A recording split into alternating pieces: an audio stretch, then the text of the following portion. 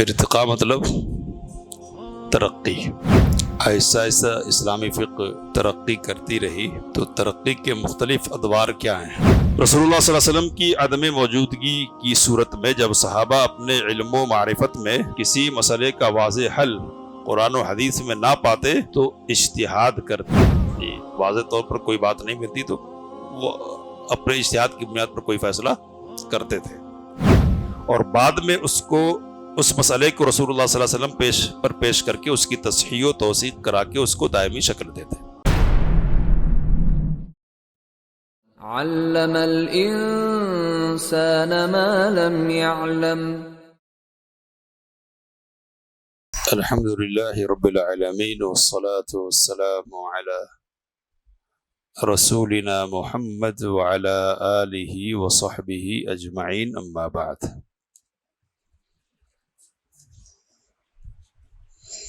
فقہ کی ہماری کلاس میں آج کچھ عناوین ہمارے سامنے ہوں گے۔ پہلا عنوان ہے فقہ اسلامی کے ارتقاء کے مختلف ادوار۔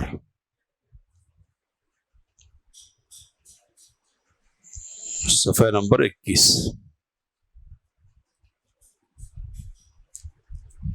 ارتقاء مطلب ترقی۔ آہستہ آہستہ اسلامی فقہ ترقی کرتی رہی تو ترقی کے مختلف ادوار کیا ہیں؟ کہتے ہیں کہ عہد نبوی میں احکام فقہیہ کا مدار کتاب و سنت پر تھا۔ نبی صلی اللہ علیہ وسلم کے زمانے میں فقہی احکام کی بنیاد کس پر تھی؟ کتاب اور سنت پر، دو ہی چیزوں پر۔ قرآن کا نزول ہو رہا تھا اور اللہ کے نبی صلی اللہ علیہ وسلم صحابہ کرام کو ہر پہلو سے اس کا معنی اور مفہوم سمجھا رہے تھے۔ قرآن اترتا، نبی صلی اللہ علیہ وسلم تشریح کرنے کے لیے موجود تھے تو آپ صلی اللہ علیہ وسلم تشریح کرتے، جس انداز کی بھی تشریح کی ضرورت پڑتی تھی، اور آپ صلی اللہ علیہ وسلم کی عدم موجودگی میں صحابہ کے درمیان کسی مسئلے پر اگر اختلاف برپا ہو جاتا تو اللہ کے رسول صلی اللہ علیہ وسلم اس کا حل پیش فرما دیتے۔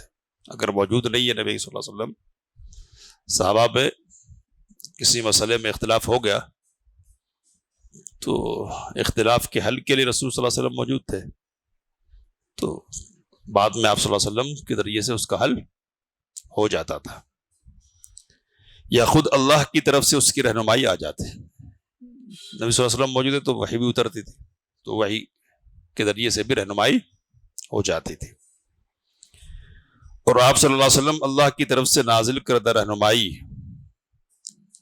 قرآن کی شکل میں اپنے صحابہ کو پڑھ کر سنا دیتے۔ بسا اوقات قرآن فہمی میں بھی اگر اصحاب رسول صلی اللہ علیہ وسلم کسی غلط فہمی کا شکار ہو جاتے تو فوراً اللہ کی طرف سے بھی اس کی اصلاح ہو جاتی۔ نہیں کوئی آیت اتری ہے، اس کے سمجھنے کے سلسلے میں صحابہ میں اختلاف ہو گیا تو اللہ کی طرف سے اس کی اصلاح کر دی جاتی، یا رسول صلی اللہ علیہ وسلم کی طرف سے اس کی اصلاح ہوتی تھی، ہے نا؟ جیسے حضرت عدی بن حاتم رضی اللہ عنہ کا قصہ ہے، سحری کھاتے رہو، کب تک؟ جب تک کہ سفید دھاگا کالے دھاگے سے الگ نہ ہو جائے۔ تو اب انہوں نے کچھ اور سمجھا، ہے نا، اور دھاگے تکیہ کے نیچے رکھ کر انتظار کرتے رہے الگ ہونے کا، یعنی اتنی روشنی ہو جائے کہ دونوں کو امتیازی طور پر پہچان سکے، اس حد تک رسول صلی اللہ علیہ وسلم کی خدمت میں حاضر ہوئے تو کہا کہ تمہارا تکیہ تو بہت وسیع ہے کہ جس میں سفید اور کالا دونوں سما جا رہا۔ تو اللہ تعالیٰ نے وہاں کیا کیا؟ من الفجر نازل فرمایا کہ اب آئندہ غلطی نہیں لگے اور یہ بات واضح رہے کہ سفید اور کالے سے کیا مراد ہے. تو فجر کا طلوع ہونا مراد ہے سفید دھاگے سے، اور کالے دھاگے سے مراد رات ہے نا. تو اس طرح سے اللہ تعالیٰ کی طرف سے بھی اصلاح کا سامان ہوتا تھا. رسول اللہ صلی اللہ علیہ وسلم کی عدم موجودگی کی صورت میں جب صحابہ اپنے علم و معرفت میں کسی مسئلے کا واضح حل قرآن و حدیث میں نہ پاتے تو اجتہاد کرتے. اجتہاد یعنی واضح طور پر کوئی بات نہیں ملتی تو وہ اپنے اجتہاد کی بنیاد پر کوئی فیصلہ کرتے تھے، اور بعد میں اس مسئلے کو رسول اللہ صلی اللہ علیہ وسلم پیش کر کے اس کی تصحیح و توثیق کرا کے اس کو دائمی شکل دیتے. تو اب مسئلے کا حل موجود نہیں ہے، اجتہاد کر لیا، ٹھیک ہے. اجتہاد کرنے کے بعد رسول صلی اللہ علیہ وسلم کی خدمت میں اس مسئلے کو پیش کیا. اب آپ کی طرف سے توثیق ہو گئی تو کیا ہوا مسئلہ؟ اب قیامت تک کے لیے وہ مسئلہ ہو گیا نا. تو اس طرح کے بہت سارے واقعات ہیں صحابہ کرام رضوان اللہ تعالی علیہم اجمعین کے دور میں. تو یہ رسول صلی اللہ علیہ وسلم کے دور میں فقہ کا نقشہ ہے. کیا ہے؟ مجموعی طور پر مرجع رسول صلی اللہ علیہ وسلم کی ذات ہے کہ نہیں، اور کتاب و سنت پر بنیاد فقہ کی. زیادہ سے زیادہ اجتہاد بعض موقع پر صحابہ کرام رضوان اللہ تعالی علیہم اجمعین کی طرف سے ہوا ہے. تو اب اجتہاد کی مثالیں کیا ہیں؟ کچھ مثال ہے ذہن میں؟ کیا ہے؟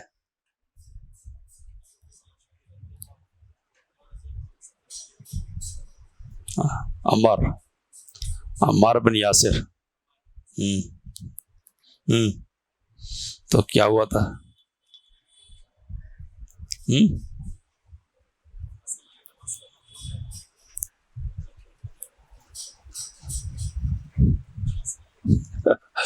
تو سمجھنے میں اختلاف لگ گئی. یہ ایک مثال ہے. ایک مثال تیمم کے سلسلے میں ہے کہ پانی نہیں ملا، تیمم کر کے دو صحابی دونوں نے نماز پڑھ دی، پھر وقت کے اندر ہی پانی مل گیا تو ایک صحابی نے دوبارہ نماز پڑھی وضو کر کے، اور دوسرے نے کہا کہ ضرورت نہیں پڑھ لی. اجتہاد ہوا دونوں کا. نبی صلی اللہ علیہ وسلم کی خدمت میں مسئلہ آیا تو آپ نے کیا کہا؟ پہلے سے کہا کہ جنہوں نے نہیں پڑھی تھی ان سے کہا اصبت السنہ، یعنی تو صحیح طریقے پر، تیرا معاملہ غلط تھی کا نہیں ہے. اور دوسرے سے کہا کہ تمہارے لیے دوہرا اجر ہے. سمجھ رہے؟ تو اب یہ اجتہاد کی بنیاد پر دونوں نے کیا ہے. صحیح طور پر ان کے سامنے کوئی مسئلہ، کوئی آیت نہیں تھی. تو اس طرح صحابہ بھی اجتہاد کرتے تھے نبی صلی اللہ علیہ وسلم کے دور میں، اور اب یہ اجتہاد صحیح ہے یا غلط ہے اس کو صحیح کرنے کے رسول صلی اللہ علیہ وسلم موجود تھے. تو یہ پہلا جو دور ہے نا فقہ اسلامی کا، اس میں کتاب اور سنت ہی پر اصلاً بنیاد ہے. رائے اور قیاس وغیرہ کی ضرورت یہاں نہ کے برابر ہے. ٹھیک ہے. اس کے بعد کرے کہ عہد رسالت میں صحابہ کرام رضوان اللہ تعالی علیہم اجمعین کے اجتہادی اختلاف کا کوئی اثر نہیں تھا. ان کے درمیان کوئی اختلاف ہوتا تھا تو اس اختلاف کا حل ہو جاتا تھا رسول صلی اللہ علیہ وسلم کے ذریعے سے. اس لیے مکتب فکر الگ الگ بھلے اس کی کوئی گنجائش نہیں تھی، ہے نا. ایک ہی مرجع رسول صلی اللہ علیہ وسلم کی ذات میں کی شکل میں موجود تھا، کیونکہ رسول اللہ صلی اللہ علیہ وسلم ان کے بیچ موجود تھے. نیز بالفاظ دیگر یعنی دوسرے لفظوں میں ان کے لیے مرجع تھے، ان کی تصحیح اور ان کے لیے امر کو واضح بیان کر دیتے تھے. تو کوئی بھی مسئلہ رسول صلی اللہ علیہ وسلم کے ذریعے سے حل ہو جاتا تھا، اور غلطی بھی لگے تو اس کی اصلاح ہو جاتی تھی. تو اس لیے الگ الگ فکر قائم ہونے کی گنجائش ہی نہیں تھی، تو ایک ہی فکر رہتی تھی. سمجھ رہے نا.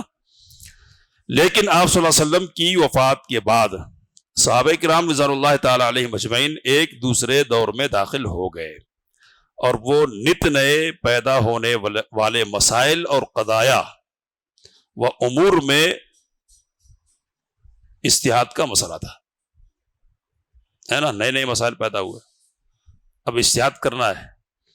اجتہاد صحیح ہے یا نہیں ہے تو اس کے سلسلے میں کتاب و سنت تو موجود ہے، لیکن دو ٹوک انداز میں فیصلہ سنا دینے کے لیے رسول اللہ صلی اللہ علیہ وسلم موجود نہیں ہے. تو اب یہ نیا مسئلہ شروع ہو گیا ہے, اجتہاد کا نیا دور شروع ہوا ہے.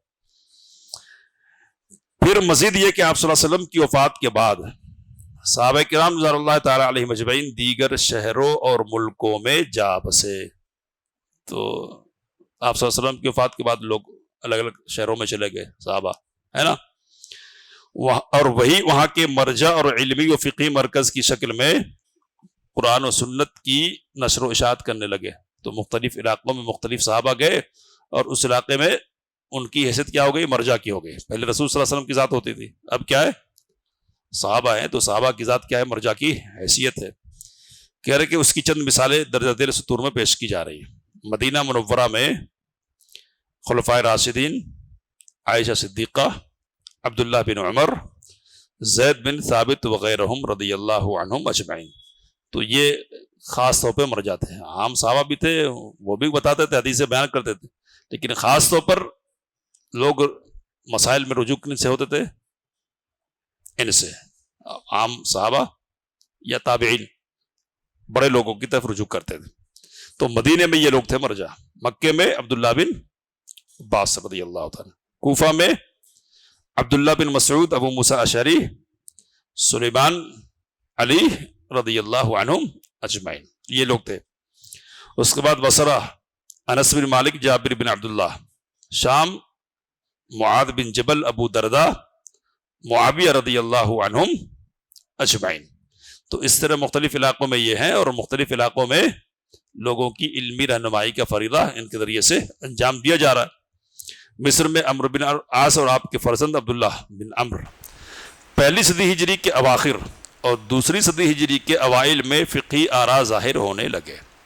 تو اب نئے مسائل پیش آ رہے ہیں نا, تو نئی رائے بھی سامنے آ رہی ہے نا. اور اب جیسے مختلف صحابہ پھیل گئے ہیں, تو سب کے ساتھ ساری روایتیں تو نہیں ہوں گی نا رسول صلی اللہ علیہ وسلم کی. بہت سارے مسائل ایسے پیش آ سکتے ہیں کہ جن کے سلسلے میں ان کے پاس حدیث نہیں ہو. تو اب حدیث نہیں تو کیا کریں گے وہ, تو پہلے آئے ہی نا بات تقلید کے سلسلے میں, قیاس کریں گے, اجتہاد کریں گے. اب اجتہاد جب کریں گے تو پھر کیا ہوگا, اختلاف سامنے آ سکتا ہے. تو اس طرح سے اجتہادات سامنے آئے, اختلافات بھی سامنے آئے. اب الگ الگ جگہوں کے الگ الگ فقہ بن گئے. سمجھ میں آ رہی بات. عبداللہ بن عباس مکے میں تو وہاں فتوے دے رہے ہیں, ان کے اپنے رجحانات ہیں, ان کی اپنی رائے, تو وہاں کا ایک مکتب فکر بن گیا. مدینے میں جو لوگ ہیں ان کی ایک فکر بن گئی. کوفہ اور بصرہ میں کچھ لوگ ہیں تو ان کی فکر الگ سے بن گئی ہے. کہہ رہے کہ یہی دو بڑے مدرسے کی شکل میں وجود میں آ گئے. تو دو مدرسے وجود میں آ گئے. مدرسہ مطلب اسکول آف تھاٹ, یعنی فکر کا مدرسہ, اسکول, ٹھیک ہے.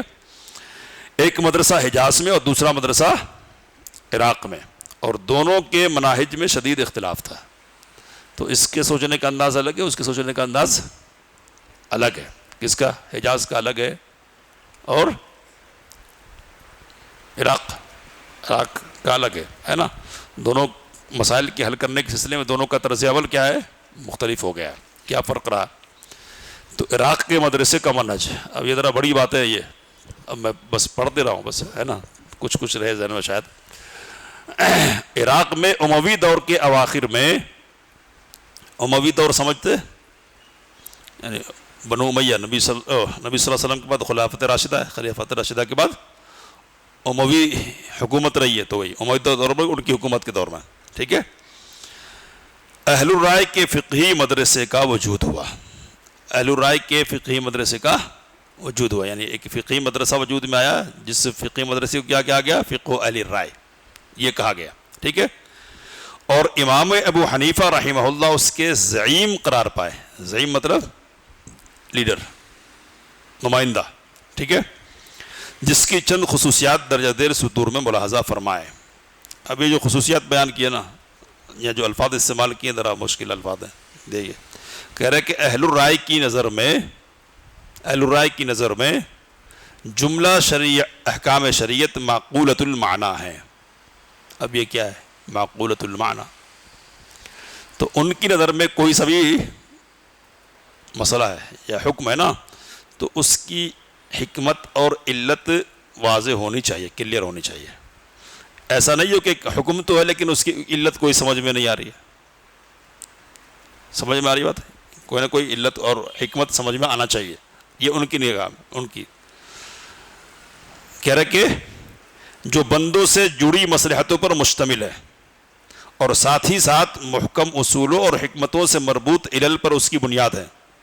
تو خلاصہ یہ ہے کہ ان کے یہاں کوئی بھی حکم ہے تو اس حکم کی علت ایسی ہونی چاہیے کہ جو عقل کو سمجھ میں آئے. ایسا حکم نہیں ہونا چاہیے کہ جو عقل کی سمجھ سے کیا ہو، درا پرے ہو. عقل کو سمجھنا چاہیے، سمجھ لے نا، عقل میں سمجھ میں آنا چاہیے. اب جیسے مثال کے طور پر اس کو سمجھنا چاہیں گے تو ایک مسئلہ ہے، مسئلہ مسرات فقہ میں. مسئلہ مسرات، مسرات کا مطلب کیا ہے؟ اس جانور کو کہتے ہیں مسرات کہ جس کو بیچنے کی خاطر دھونا چھوڑ دیا گیا ہو. دھوتے ہیں نا جانور کو، تو ایک جانور ہے جس کو بیچنا ہے. اب بیچنے کی خاطر لوگوں کو اپنی طرف توجہ دلانے کے لیے کہ دودھ دینے والا جانور ہے یہ، گائے ہے مثال کے طور پر یا بکری ہے، تو کچھ دن نہیں، 2 دن 3 دن چھوڑ دیا، اب کیا ہوگا؟ تو تھن میں دودھ بھر جائے گا نا، تو دودھ دکھے گا. اب خریدار آئے گا تو کیا سمجھے گا؟ نہیں، دینے والا دودھ ہے، دودھ دینے والا، خوب دودھ دینے والا. تو اس مسرات ہے یہ، ہے نا. تو اب اس کو دیکھ کر، تھن دودھ سے بھرا ہوا ہے، اس کو دیکھ کر خرید لیا آدمی نے. اب گھر لے کر گیا تو پتہ چلا کہ پہلے دن تو ٹھیک ہے نکلا، اچھا پورا، دوسرے دن سے کیا غائب ہے، کہاں ہے؟ نہیں ہے، اتنا نہیں ہے جتنا دکھایا گیا تھا. تو ایک طرح سے دھوکہ ہو گیا نا. تو اب شریعت نے کہا کہ جس کے ساتھ یہ معاملہ ہو دھوکے کا، اس کو 1 سا یا چند سا کھجور دینا چاہیے. ٹھیک ہے؟ ہاں، نہیں، جانور واپس کر دیں گے، اور جس نے جانور خریدا تھا نا تو جانور واپس کرتے ہوئے 1 سا وہ کھجور بھی دے گا. سمجھ رہے؟ نہیں، جس نے خریدا ہے وہ اب دودھ دھوا ہے نا اس نے، تو اس کے عوض کے طور پر واپس کر رہا ہے جانور، تو اپنا پیسے لے گا، وہ اپنی قیمت لے لے گا. قیمت لینے کے وقت جانور بھی واپس کرے گا اور کھجور بھی، 1 سا کھجور دے گا. تو اب یہ اناف کے یہاں ان کیا کہتے ہیں کہ اب کھجور میں اور دودھ میں کیا مناسبت ہے؟ یہ معقولۃ المعنی نہیں ہے، سمجھ سے الگ بات ہے، یہ نہیں سمجھ میں آ رہی حکمت. تو اس لیے چونکہ غیر فقیہ راوی ابو ہریرہ، حضرت ابو ہریرہ کیا فقیہ راوی نہیں ہے، اس لیے ان کی حدیث ایسے نہیں چلے گی. سمجھ رہے نا؟ تو یہاں معقولۃ المعنی نہیں ہے، اس لیے روایت کو انہوں نے کیا کر دیا؟ رد کر دیا. تو ایسے اصول بنائے کہ جن کی بنیاد کس پر ہے؟ رائے پر ہے اور عقل صریح پر ہے، عقل پر ہے. تو یہ فقہ اہل الرائے کی خصوصیت ہے کہ وہاں اصل معیار کس کو بنایا گیا؟ عقل کو بنایا گیا. اس لیے اہل الرائے کہتے ہیں ان کو. کیا کہتے ہیں؟ اہل الرائے کہتے ہیں. کہہ رہے کہ خبر واحد کو قبول کرنے میں تشدد کی راہ اختیار کرتے ہیں. خبر واحد کو قبول کرنے کے سلسلے میں سختی کا معاملہ کرتے ہیں. سمجھ رہے نا؟ خبر واحد قبول نہیں کریں گے جلدی، اور کیا ہے؟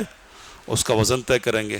اگر خبر واحد سے قرآن مجید کا ٹکراؤ ہوتا ہو باقاعدہ بظاہر، تو کہتے ہیں کہ خبر واحد کو چھوڑ دیں گے، قرآن مجید کی آیت کو پکڑ کے رکھیں گے. سمجھ رہے؟ تو کیوں؟ کیسے؟ مطلب مثال کے طور پہ اب جیسے اس کے بعد کہا قل هو اللہ احد اللہ الصمد لم یلد ولم یولد ولم یکن لہ کفوا احد. اللہ اکبر.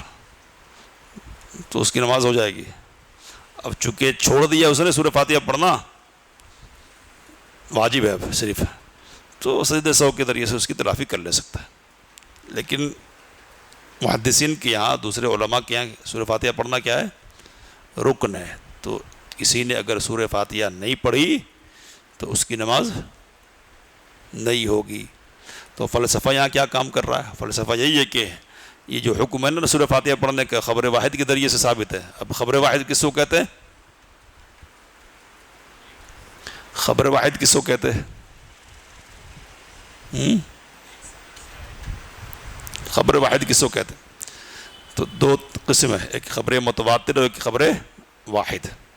خبر متواتر کا مطلب یہ کہ کسی بھی روایت کو ہر زمانے میں اتنے لوگوں نے روایت کیا ہو، بیان کیا ہو کہ ان کا جھوٹ پر جمع ہو جانا عقلی طور پر ممکن نہیں ہو، یعنی عقل اس کو تسلیم کر ہی نہیں سکتی کہ اتنے لوگ ایک ساتھ جھوٹ بولیں گے۔ تو اتنے لوگ اگر کسی روایت کو نقل کر رہے ہیں نا تو وہ روایت کیا ہوتی ہے؟ متواتر ہوتی ہے۔ اور اتنے لوگ اگر نہیں ہیں تو روایت کیا ہوتی ہے؟ واحد ہوتی ہے، خبر واحد ہوتی ہے۔ سمجھ گئے؟ جو متواتر نہیں ہے وہ خبر واحد ہے۔ خبر متواتر کس کو کہتے ہیں؟ اتنی بڑی تعداد میں لوگ روایت کرے کسی بھی روایت کو کہ ان کا عقلی طور پر جھوٹ پر متفق ہونا ممکن نہ ہو، سب ایک ہی بات کہہ رہے ہیں۔ گئے ہم مثال کے طور پہ مہدی پٹنم، ایک بات سنی، سیم بات کیا گلشن کالونی ادھر شیخ پیٹ کو گئے تو وہیں بات سنی، اور آگے کر لیجئے۔ تو اب یہ الگ الگ جگہوں کے لوگ ہیں، ایک ہی بات کہہ رہے ہیں، تو عقلی طور پر ہم غور کر رہے ہیں کہ یہ سب ایک ساتھ جمع ہو کے اتفاق کر لیں، ایسا ہو ہی نہیں سکتا۔ ان کا اتفاق جمع ہونا اور متفق ہو جانا ممکن نہیں ہے۔ تو مطلب یہ کہ یہ بہت مضبوط بات ہے نا، جس کو کئی لوگوں نے سنا ہے اور کئی لوگوں نے یاد کر رکھا ہے۔ اتفاق ان کا ممکن نہیں کہ ایک ہی بات کہیں، جھوٹ مل کر سب اتفاق کر لیں گے کہ نہیں ایک جھوٹ بولنا ہے، تو عقلاً ممکن نہیں ان کا ایسا ملنا، ہے نا۔ تو ایسی روایت کو کیا کہتے ہیں؟ بولیے، متواتر، متواتر۔ اور اس سے اس درجے میں جو روایت نہیں ہوتی اس کو کیا کہتے ہیں؟ خبر واحد کہتے ہیں۔ تو کہہ رہے کہ جو روایت اس حد کو نہیں پہنچنے والی ہو اس کو قبول نہیں کریں گے قرآن مجید سے ٹکرانے کی وجہ سے۔ سمجھ میں آ رہی بات؟ تو اسی طرح کا مسئلہ ولی کے مسئلے میں بھی ہے۔ ولی، لڑکی کے نکاح کے لیے ولی ضروری ہے نا، سرپرست، گارجین ہونا۔ تو اس مسئلے میں بھی انہوں نے کہا کہ نہیں، رکن نہیں ہے، واجب ہے، بعد میں اگر اجازت دے دے تو چل رہا۔ کیوں ہے یہ؟ تو نبی صلی اللہ علیہ وسلم کے لا نکاح الا بولی، نکاح نہیں ہے مگر ولی کے ساتھ، ولی کی اجازت کے بعد، ہے نا۔ اور قرآن مجید میں نکاح کی نسبت عورت کی طرف کی گئی کہ وہ نکاح کریں، تو پتہ چلا کہ عورت بھی نکاح کر سکتی ہے۔ تو اب حدیث اور قرآن میں اس طرح ٹکراؤ پیدا ہو رہا ہے، تو کہتے ہیں کہ یہ خبر واحد ہے، چونکہ اس لیے اس کو قبول کر کے ایک بڑا فیصلہ نہیں لیں گے، یعنی رکن نہیں مانیں گے اس کو، واجب کے طور پر رکھ لیں گے۔ سمجھ میں آ رہی بات؟ تو خبر واحد کو قبول کرنے کے سلسلے میں کیا ہے؟ سختی اختیار کی انہوں نے۔ اب سختی انہوں نے کیوں کی ہے؟ تو ایک وجہ لکھ رہے ہیں یہاں کہ چونکہ مدینہ کی طرح کوفہ حدیثوں کا شہر نہ تھا، ہے نا، بلکہ کوفہ بدعت کی آماجگاہ تھا، بدعتیں بہت ساری وہاں پیدا ہو رہی تھی، اور بدعت و خرافات کی نشر و اشاعت میں حدیثیں بھی گڑھی جا رہی تھی۔ تو اس لیے احتیاط کے طور پر بھی لوگ کیا کر رہے تھے؟ نہیں، موٹی اور مضبوط حدیثیں چلیں گی، اس طرح ایک دو لوگوں کی روایت نہیں چلے گی۔ تو ہم یہ ذہن میں نہیں بٹھائے بات کہ انہوں نے جان بوجھ کر غلطی کی اور کہا حدیثوں کو ٹھکرایا، نعوذ باللہ۔ ہم یہ سوچ نہیں کریں گے، مثبت سوچیں گے کہ چونکہ بدعت وہاں پیدا ہو رہی تھی نا، تو اس لیے انہوں نے سختی کا معاملہ اس سلسلے میں کیا، سمجھ رہے، تاکہ کوئی بھی کچھ بیان کر دے اور اس کو قبول کر لے جائے، ایسا نہیں ہوگا۔ تو انہوں نے کی یہ اصول اپنایا۔ لیکن اب جہاں مدینے کی بات ہے، جہاں حدیث کا بول بالا ہے اور معتبر اور ثقہ لوگ ہیں، جہاں وہاں ایک آدمی بھی اگر بولے تو کیا ہے؟ تو اب ہر جگہ تو اصول نہیں چلائیں گے نا، ایک اصول کے طور پر نہیں لے سکتے۔ وہاں ایک آدمی معتبر آدمی بول رہا ہے اور آپ یہاں کا اصول وہاں چلائیں گے تو غلط ہو جائے گا نا۔ تو اس طرح سے کئی چیزیں ہماری چھوٹ جائیں گی۔ بہت سارے مسائل ہیں کہ جو خبر واحد سے ثابت ہیں، اگر خبر واحد کو نکال دیں گے تو دین کی بہت ساری چیزیں کیا ہو جائیں گی؟ نکل جائیں گی۔ تو ہم بدظنی نہیں کر رہے ہیں آپ کے سلسلے میں، لیکن یہ جو اصول ہے نا، اس اصول کو قبول ہم کریں یہ ہمارے ذمہ نہیں ہے، ضروری نہیں ہے، سمجھے؟ آپ کی مجبوری ہے، ٹھیک ہے، آپ نے احتیاط کر رکھا ہے، لیکن اس احتیاط کو اگر وسعت دیں گے، زیادہ پھیلائیں گے نا تو نقصان ہو جائے گا دین کا، سمجھ رہے؟ تو اس لیے مدینے والوں نے اس اصول کو قبول نہیں کیا اور اختلاف ہو گیا ایسا، سمجھ رہا؟ اصول بدل جائے گا تو ظاہر سی بات ہے کہ لینے دینے کا معاملہ الگ ہو جائے گا نا. ہم اس اصول کی بنیاد پر لیں گے تو جس اصول کی بنیاد پر آپ لے رہے ہیں وہ اصول ہمارا یا نہیں, ہمارا اصول یا دوسرا ہے. تو جب اصول بدل گیا تو لینے کا انداز بھی بدل جائے گا نا. تو اس طرح اختلاف ہو گیا دونوں میں, دونوں مدرسوں کا طریقہ الگ ہو گیا ہے نا. کہہ رہے کہ بہت بڑے پیمانے پر رائے اور قیاس کو دلیل شرعی کی شکل میں استعمال کیا جا رہا تھا, غیر واقع شدہ فردی واقعات کو اساس بنا کر اس پر خوب رائے زنی کی جاتی. تو اس طرح سے اب حدیثیں تو نہیں لے رہے, حدیثیں کی کمی ہے, اب کیا کرنا پڑے گا؟ اب مسئلہ پیش آ رہا تو حل بھی چاہیے نا. کیا کریں گے؟ اب رائے استعمال کر دیتے, زیادہ سے زیادہ قیاس کرتے تھے, تو اس لیے وہاں قیاس کی کثرت ہو گئی ادھر کے بالمقابل ہے نا. اور قیاس کی کثرت اچھے لوگوں کی طرف سے ہوئی تو برے لوگ بھی تھے نا, تو انہوں نے اور اس میں مبالغہ کیا اور پھیلایا اس کو. تو جہاں نہیں کرنا وہاں بھی کر رہا ہے. اور کیا ہے؟ وسعت دیتے ہوئے کہ جو مسئلہ پیش نہیں آیا نا, اب اس مسئلے کا حل بھی پہلے سے ڈھونڈ کے رکھیں گے. تو فرضی طور پر ایک مسئلہ اگر ایسا ہو جائے تو کیا, سمجھ میں آ رہی بات؟ اگر ایسا ہو جائے تو کیا, تو ایسا اگر ایسا اگر ایسا اگر ایسا ارأیت ان کان کذا فکان کذا ان ارأیت ان کان کذا فکان کذا, اگر ایسا ہو جائے تو ایسا ہوگا, ایسا ہو جائے تو ایسا. تو یہ ادھر تھا مسئلہ, کہاں؟ عراق میں, کوفہ میں. مدینے وغیرہ کا مزاج ایسا نہیں تھا. تو امام مالک رحمۃ اللہ علیہ بیٹھے ہوئے ہیں اپنی جگہ پر, یعنی درس میں اپنے, تو کسی نے پوچھا کہ آپ یہ بتلائیں کہ اگر ایسا ہو جائے تو کیا ہے؟ تو کہا کہ حل انت من الارائیتیین, ارائیتیین کہنے والوں میں سے ہو تم.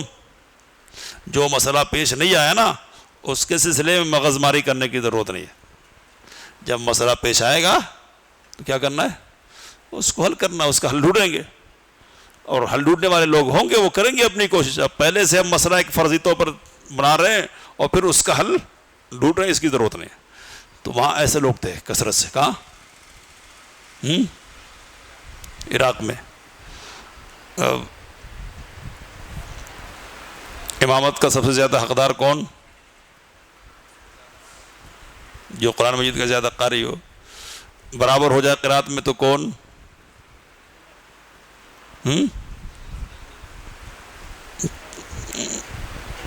کتنا نہیں, سنت کو جاننے والا زیادہ دوسرے نمبر پہ, عالمہم بالسنہ. اگر یہاں بھی برابری ہو جائے تو بعض روایتوں میں کہ عمر میں زیادہ ہو, بعض روایتوں میں کہ ہجرت میں جو مقدم ہو پہلے ہو, یہاں بھی برابری تو پھر تو اب وہ پھر دیکھیے اب سوچ لے رہا کہ اگر یہاں بھی برابری ہو جائے گی تو کیا کرنا ہے نا. تو جس کی بیوی خوبصورت ہو اور بھی کیا کیا بڑے مسائل ہے نا, تو ذکر کرنے کی ضرورت نہیں ہے ان کو. تو اب سوال یہ کہ اتنے رسول صلی اللہ علیہ وسلم جتنے میں رکھے ہیں نا وہ کافی نہیں ہے کیا؟ وہ 3-4 جو رکھے ہیں نا کافی ہے وہ متعین کرنے کے لیے. اب ہر پہلو سے اب ایک دن 2 دن نہ, ایک دن 2 لوگ پیدا بھی ہوئے, قرآن بھی ایک ہی طرح یاد کر لیا, اور سنت میں بھی ایک ہی ہو گیا, ایسا ہے کیا؟ وہ آگے جانے کی ضرورت ہی نہیں ہے. لیکن اب وہ سب سوچ لے رہے ہیں, پھر سوچ کے فیصلہ بھی دے رہے ہیں نہیں ایسا ہونا چاہیے. جس کی بیوی خوبصورت ہوگی نا تو اس کو اب خوبصورت بیوی کا کیا مسئلہ لینے دینے کا.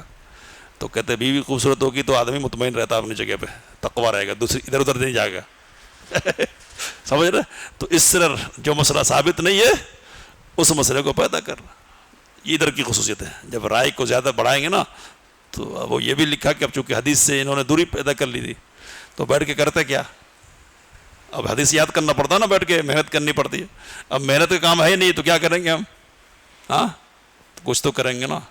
تو اس لیے مسئلے بنا دیتے فرضی اور اس مسئلے کا حل لوٹتے تھے ایسا.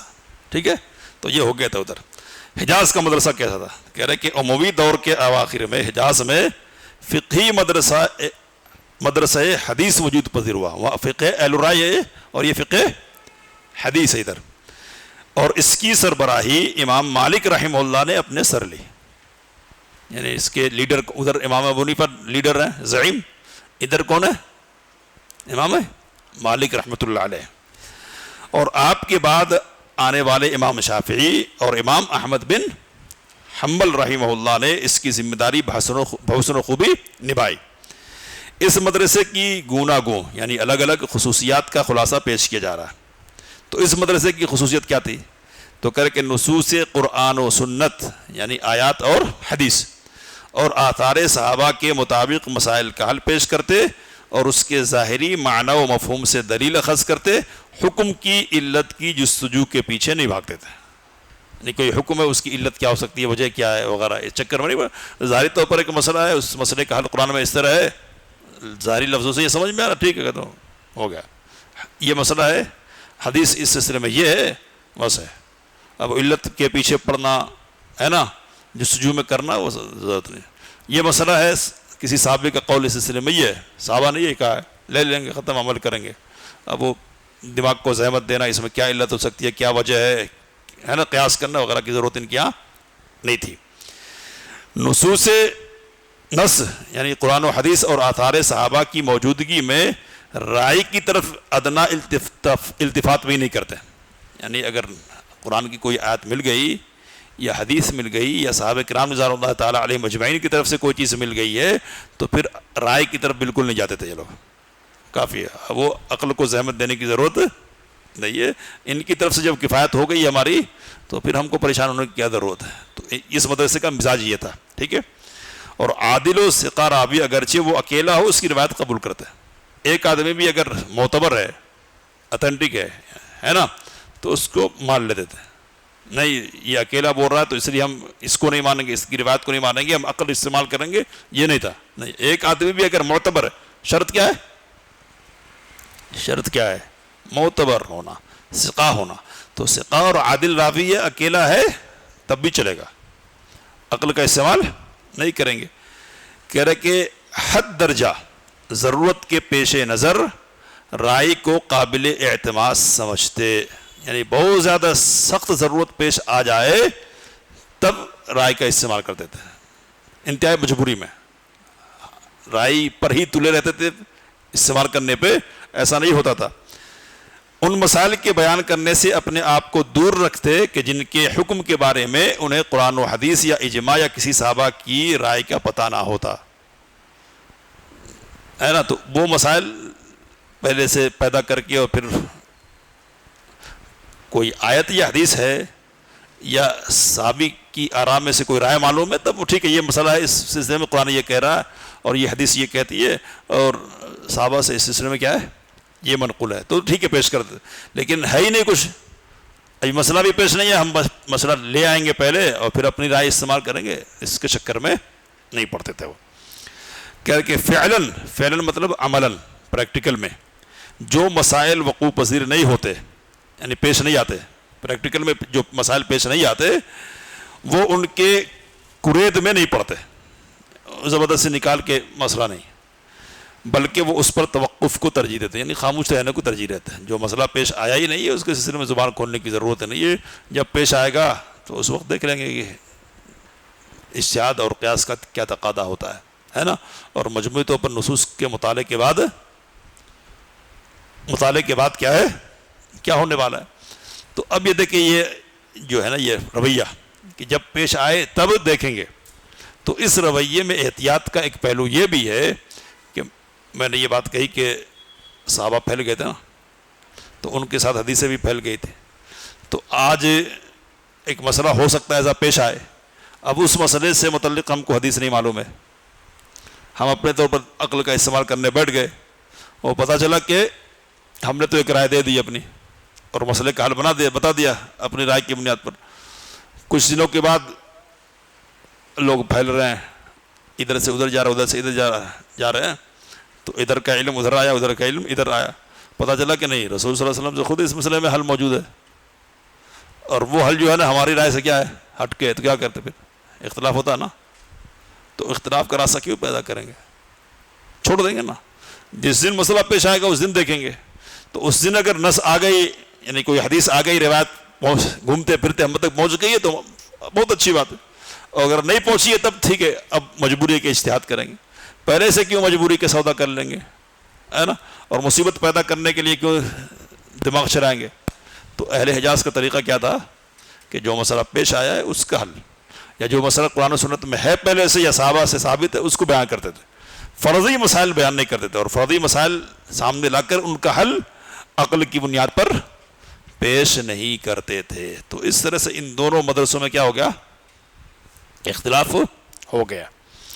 کہہ رہے کہ عہد رسالت میں صحابہ کرام رضی اللہ عنہم اجمعین کے اجتہادی اختلاف کا کوئی اثر نہیں تھا، کیونکہ رسول اللہ صلی اللہ علیہ وسلم ان کے بیچ موجود تھے، نیز بالفاظ دیگر وہ ان کے لیے مرجع تھے، ان کی تصحیح اور ان کے لیے امر کو واضح بیان کر دیتے تھے۔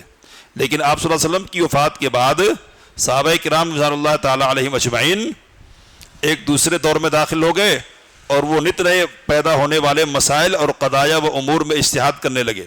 پھر مزید یہ کہ آپ صلی اللہ علیہ وسلم کی وفات کے بعد صحابہ کرام دیگر شہروں اور ملکوں میں جا بسے، تو ان کے اجتہاد میں جسے قرآن و سنت کے نصوص کی روشنی میں اخذ کرتے تھے، تنوع اور اقسام پیدا ہو گئے، یعنی الگ الگ قسمیں پیدا ہو گئی اجتہاد کی بنیاد پر، اور پھر اسی منہج اور طریق پر ان کے تلامذہ بھی چلے۔ اس طرح سے 4 مشہور فقہی مذاہب پیدا ہو گئے۔ چار کیا ہے وہ 4؟ حنفی مذہب، مالکی مذہب، شافعی مذہب اور حنبلی مذہب۔ تو یہ 4 مذاہب ہے جو 4 وجود میں آ گئے، اور اب تک کیا ہے؟ چلے آ رہے ہیں۔ تو اور بھی مذاہب تھے، ایسا نہیں تھا کہ ان سے ہٹ کے مذاہب نہیں تھے، لیکن اور مذاہب کو وسعت نہیں ملی، اور بہت سارے ائمہ تھے جو بڑے فقیہ تھے لیکن ان کو شاگرد نہیں مل پائے۔ اب جیسے لیث بن سعد رحمۃ اللہ علیہ، لیث بن سعد، تو اب امام شافعی کے سلسلے میں کہتے ہیں یا امام مالک کے سلسلے میں کہ امام مالک سے یا امام شافعی سے زیادہ فقیہ تھے وہ، سمجھ رہے؟ لیکن ان کو شاگرد ویسے نصیب نہیں مل پائے۔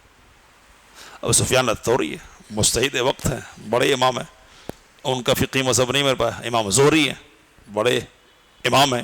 اسحاق بن راہوی ہیں، امام احمد بن حنبل رحمہ اللہ کے دور کے بڑے امام ہیں، ان کی بھی فقہی آرائیں ہیں، رائے دی ہے انہوں نے، نقل بھی کرتے علماء ہے نا کہ اسحاق بن راہوی کا یہ مذہب ہے۔ امام اوزاعی ہیں شام کے علاقے میں، ہے نا۔ تو اس طرح سے یہ بڑے بڑے امام ہیں، لیکن ان کو ویسے شاگرد نصیب نہیں ہو پائے کہ جن کی بنیاد پر مذہب کی حفاظت ہو سکے۔ اور ایک اور بات یہ ہوئی کہ ان کو سرکاری سرپرستی بھی نہیں ملی، سرکاری سرپرستی مل یعنی حکومت کی سرپرستی۔ تو جن کو حکومت کی سرپرستی مل گئی ان کو پھلنے پھولنے اور قائم رہنے کا نصیب ہو گیا، دوسرے آگے نہیں بڑھ پائے۔ تو کوئی بھی بات پیش آئے تو اس میں اللہ کی مصلحت ہوتی ہے، اللہ کی مصلحت ہوگی کہ دوسرے آگے نہیں بڑھے، یہی رہے۔ تو بہرحال یہ 4 قائم رہے، اور اب بھی ان کا وجود ہے۔ کتابوں میں دوسرے مذاہب بھی ہیں، لیکن ان کو اتنی شہرت اور اتنی مقبولیت حاصل نہیں ہے، اور ان کو بیان بھی کرتے تو کیسے بیان کرتے؟ تو اب جیسے مثال کے طور پر فلاں مسئلہ ہے اور اس مسئلے میں فلاں کی رائے یہ ہے، تو امام ابو حنیفہ رحمہ اللہ یہ کہتے ہیں مثال، اور اس سلسلے میں امام احمد بن حنبل رحمہ اللہ کی رائے یہ کہتے ہیں۔ پھر ساتھ میں کہتے ہیں کہ اوزاعی یا اسحاق بن راہوی بھی کن کے ساتھ ہیں؟ ابو حنیفہ کے ساتھ ہیں، ایسا کہتے تھے۔ تو ان کے ساتھ جوڑ کے بیان کرتے، الگ سے ان کا بیان نہیں کرتے، شہرت نہیں ملنے کی وجہ سے، ہے نا۔ تو اس طرح ہوتا ہے، ورنہ اور بھی بڑے بڑے ائمہ گزرے ہیں، ٹھیک ہے۔ تو یہ 4 مدرسے وجود میں آ گئے۔ اب 4 مدرسوں میں حنفی مذہب پہلا ہے، تو اس مذہب کے بانی کون ہے؟ امام ابو حنیفہ۔ امام ابو حنیفہ کا نام کیا ہے؟ تو نعمان بن ثابت۔ کیا نام ہے؟ نعمان بن ثابت، ٹھیک ہے۔ تو یہ پہلے امام ہیں، 80 ہجری میں پیدا ہوئے۔ کب پیدا ہوئے؟ 80 ہجری میں، اور کب وفات ہوئی؟ 150 ہجری میں۔ 80 ہجری میں پیدا ہوئے، 150 ہجری میں وفات ہوئی ہے نا۔ اساتذہ ان کے کون سے ہیں؟ تو عطا بن ابی رباح عطا بن ابی رباح تابعی ہیں، عامر الشعبی، نافع اور حماد بن ابی سلیمان، تو یہ ان کے اساتذہ ہیں۔ شاگرد امام ابو یوسف، اساتذہ مطلب ٹیچر، شیوخ، استاذ۔ ابو یوسف ہے شاگرد، محمد ہے شاگرد، اسی طرح ایک شاگرد ہے ظفر، اسی طرح حسن بن زیاد ہے نا۔ تو ان لوگوں نے ان کے مذہب کو آگے بڑھایا، یہ شاگرد جو خاص طور پہ ابو یوسف اور محمد نے، ہے نا، ان کا بڑا کردار ہے۔ مذہب حنفی کی اہم کتابیں کون سی ہیں؟ تو ایک کتاب ہے المبسوط، ہے نا، المبسوط، اور ایک رد المختار، رد المختار۔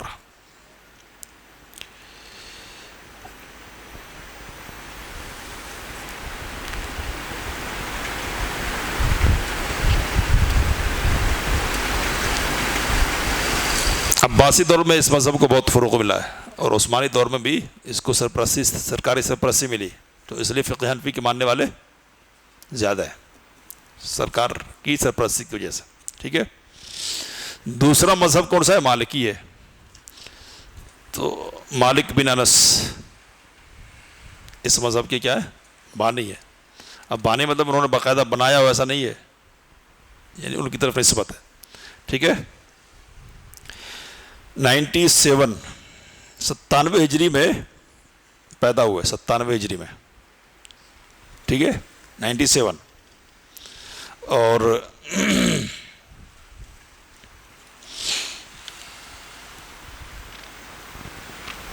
176 ہجری میں وفات ہوئی ہے، 176 ہجری میں۔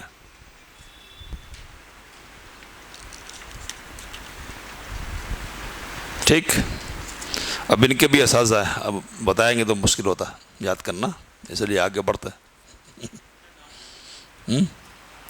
مالک بن انس، مالک بن انس،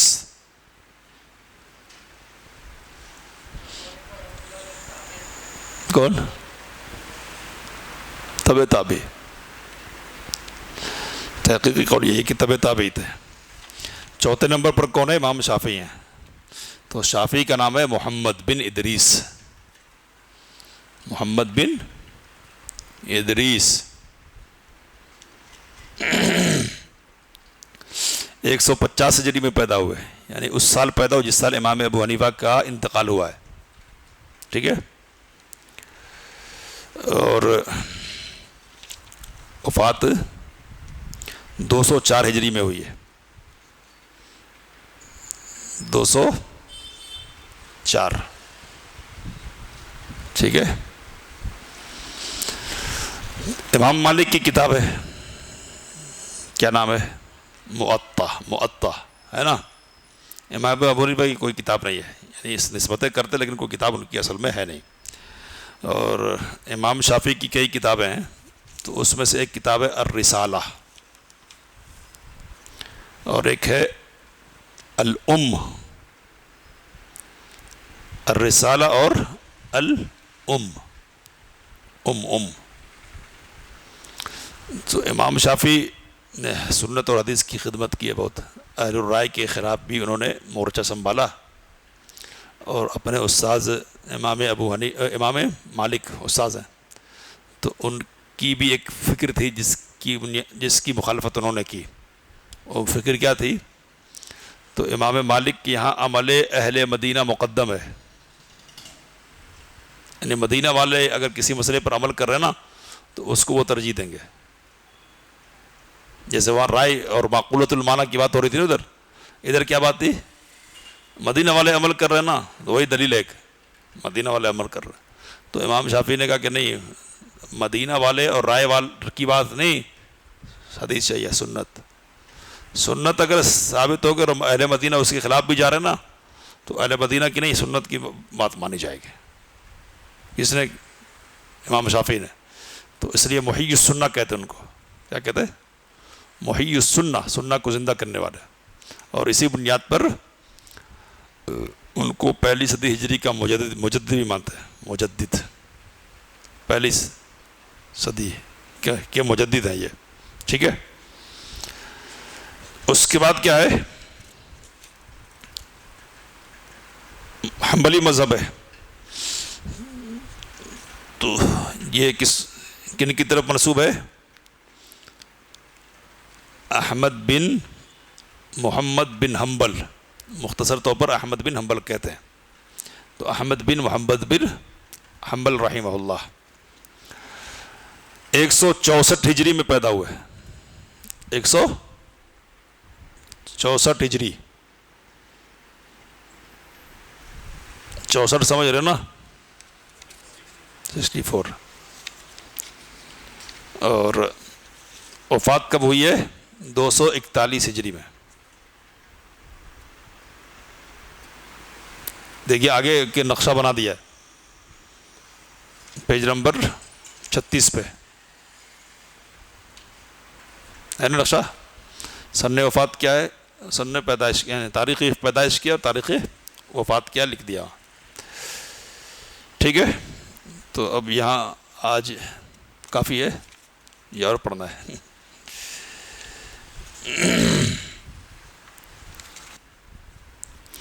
دیکھیں، من آداب الاکل والشرب، کھانے پینے کے آداب اور طور طریقے، یعنی کچھ آداب۔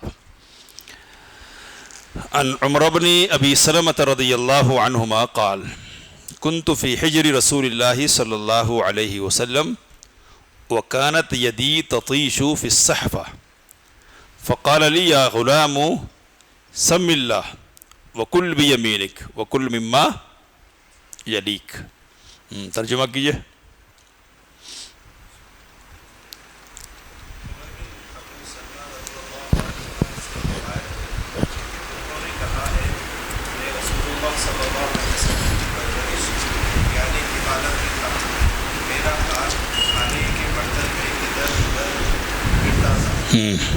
آپ صلی اللہ علیہ وسلم نے مجھ سے فرمایا، اے بچے بسم اللہ پڑھو اور اپنے داہنے ہاتھ سے کھاؤ اور جو تمہارے قریب ہے اس میں اسے کھاؤ۔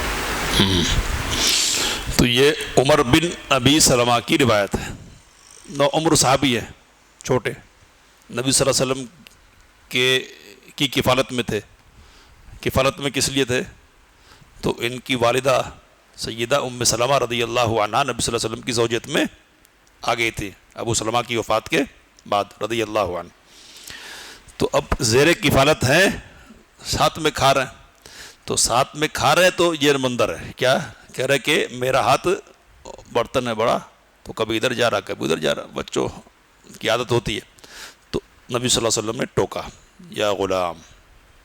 تو اصل تنبیہ اس بات پر کرنی تھی کہ یہ جو تمہارا ہاتھ پھر رہا نا ادھر ادھر، یہ نہیں ہونا چاہیے، کل مما یلک، یہ بتلانا تھا۔ لیکن ساتھ میں دوسری چیزیں بھی بتلا دی نبی صلی اللہ علیہ وسلم نے، دوسرے آداب بھی بتلائے۔ تو ان میں سے ایک ادب کیا بتلایا؟ سم اللہ، بسم اللہ پڑھو۔ تو بسم اللہ پڑھ کر کھاؤ، ہے نا۔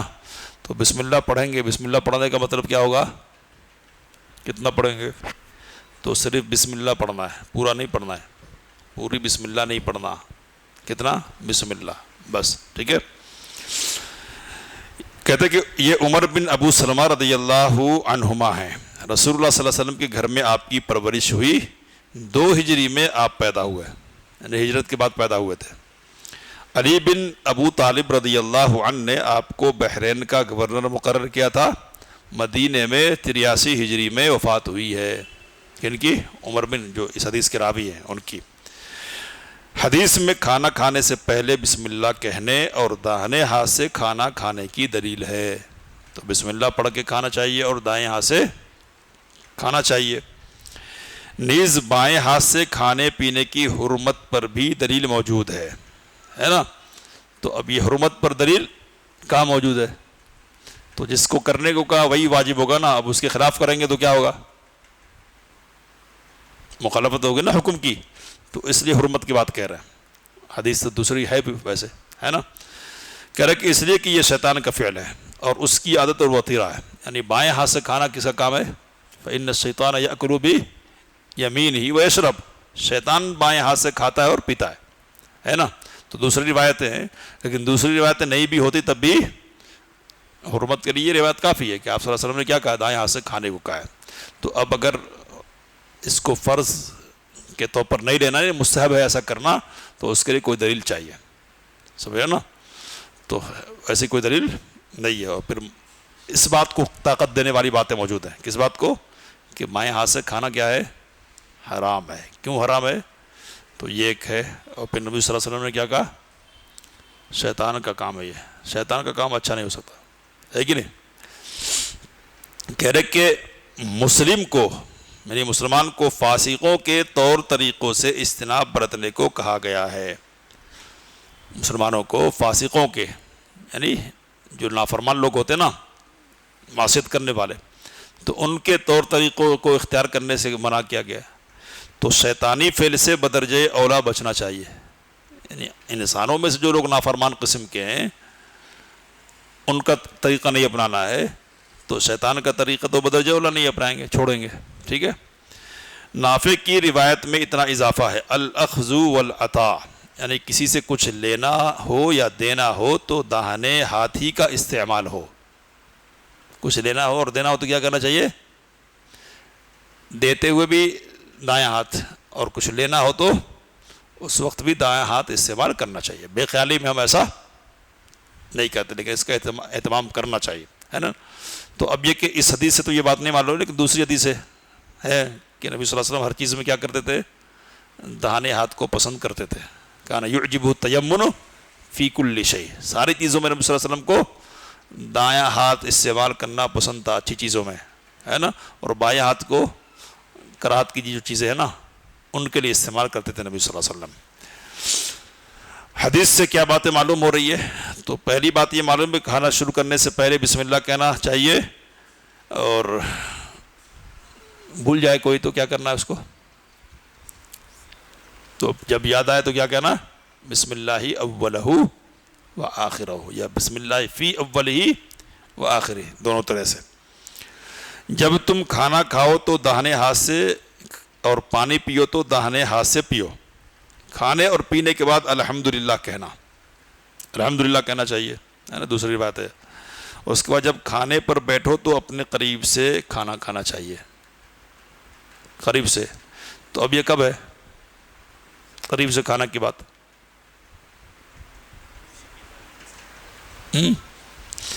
اب یہ ایک تھال ہے، مثال کے طور پہ تھالی ہے، اس میں کھانا ایک ہی طرح کا کھانا ہے تب تو ٹھیک ہے، تو اب سامنے سے کھائیں گے. لیکن متنوع ہے کھانا، الگ الگ ہے، تو پھر اس وقت یہ بات نہیں ہوگی. تو الگ الگ چیزیں لینی ہے نا، تو جہاں جو چیز ہوگی ہم لینا چاہ رہے ہیں وہاں ہاتھ بڑھا سکتے ہیں. لیکن ایک ہی طرح کا کھانا اگر ہے تو جو سامنے ہے نا اس کو کھائیں گے. کیوں؟ تو اس کی حکمت علماء نے یہ لکھی ہے کہ ایک تو اس میں بے صبری کی بات ہو رہی ہے، یعنی سامنے نہیں کھانا ہو رہا پھر رہا پورا. دوسری بات کیا ہے کہ دوسروں کی کراہت کا سامان ہے، اس میں دوسروں کو کراہت کو مکروہ گزرے گی، یہ بات ہے نا کہ آپ کا ہاتھ ہر جگہ جائے. تو اس لیے نبی صلی اللہ علیہ وسلم نے کیا کہا، کل مما یلیک، جو تمہارے سامنے اس کو کھاؤ. ٹھیک ہے. علم الانسان ما لم يعلم